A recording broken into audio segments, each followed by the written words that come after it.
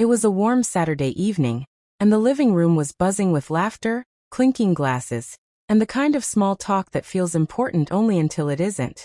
I had dressed carefully, combed my hair, and straightened my tie, hoping tonight would be one of those nights where everything felt right. I had practiced my toast in my head a dozen times, imagining myself speaking confidently, charmingly, sharing a memory that would make everyone smile. My wife, Olivia, was radiant as always, in her sapphire dress that caught the light in every angle. She smiled at me occasionally, but I noticed a glint in her eyes, a sharp, teasing edge that made my stomach knot. I ignored it, thinking perhaps I was imagining things. After all, it was a party, a gathering of friends and family. Finally, the moment arrived. I stood up, glass in hand, cleared my throat, and began. I just wanted to say. I paused, searching for the right words. I'm grateful for everyone here, for the laughter, the memories, and for having all of you in my life.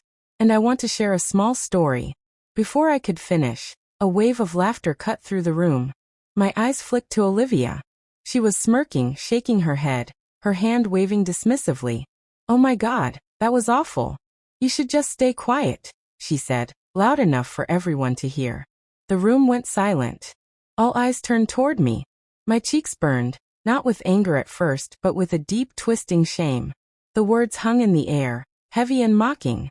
I had never felt so small, so exposed, so utterly humiliated in front of people I cared about.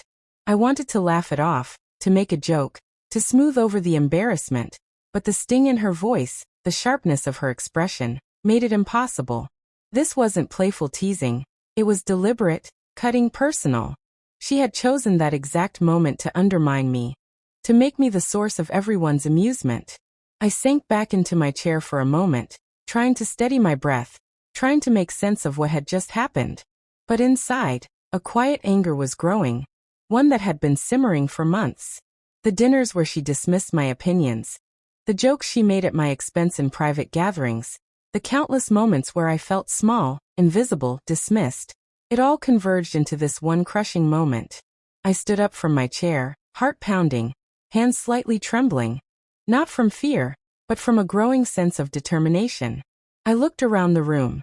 Everyone was watching, some shifting uncomfortably, others smiling awkwardly, unsure how to react. And there she was, Olivia, perched elegantly on the couch, arms crossed, clearly expecting me to shrink, to apologize, to laugh along at her joke. But I didn't. I couldn't. Something inside me snapped. Not rage, not vengeance, but clarity. I realized that this was more than a joke, more than a party moment. This was a pattern, a subtle but constant erosion of my dignity, my confidence, my presence in her life. And tonight, I refused to participate in it any longer. I took a deep breath, letting the silence stretch just long enough for it to weigh on everyone.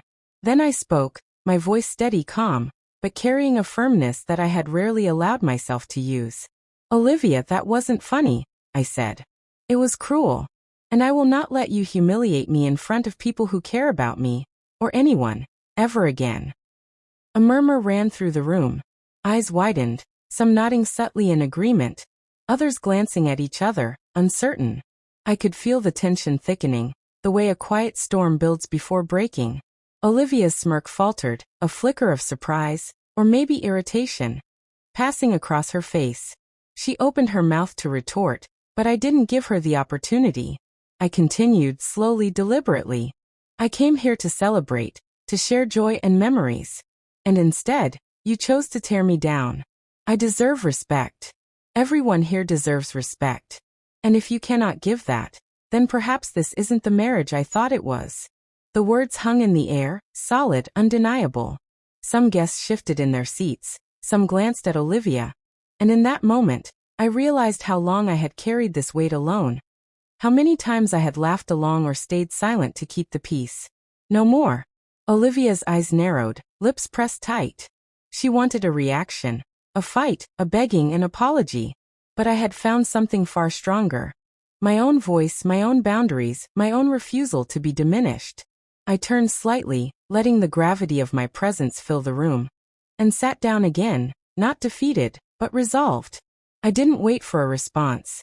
I didn't argue, didn't beg. didn't give her the satisfaction of seeing me shaken. Instead, I stayed seated for a moment, letting the silence speak for me. The party carried on around us, but I felt a strange calm settle over me.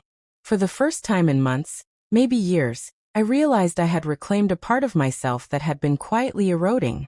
Later that night, after the guests had left and the laughter had faded into echoes, I walked into our bedroom. Olivia was there, sitting on the edge of the bed, her expression unreadable. I could see she expected an apology or an explanation, maybe even tears. But I had none to give.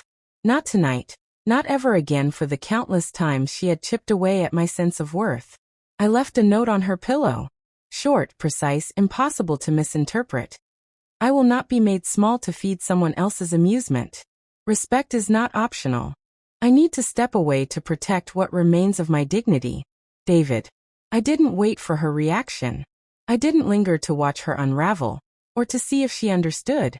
I simply walked out, the door clicking shut behind me, and for the first time, I felt the air of freedom fill the space where fear and shame had once lived. The next morning, I went for a long walk, letting the city wake around me, letting every step release the tension that had built inside. I thought about all the moments I had ignored, laughed off, or tolerated, and I realized that this standing up, this decision to leave quietly yet decisively, was not an act of vengeance. It was an act of self-preservation. By noon, I felt lighter, stronger, more present in my own life than I had in years. I wasn't running from Olivia.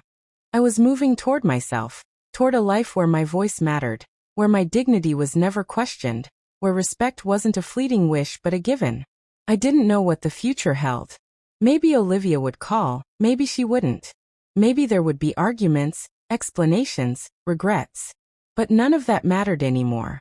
I had drawn a line, one I would not cross again. And as I walked into the sunlit streets, leaving the echoes of mockery behind, I finally understood something crucial. Sometimes standing up is not about confrontation. Sometimes it's about choosing yourself, and in that choice finding freedom.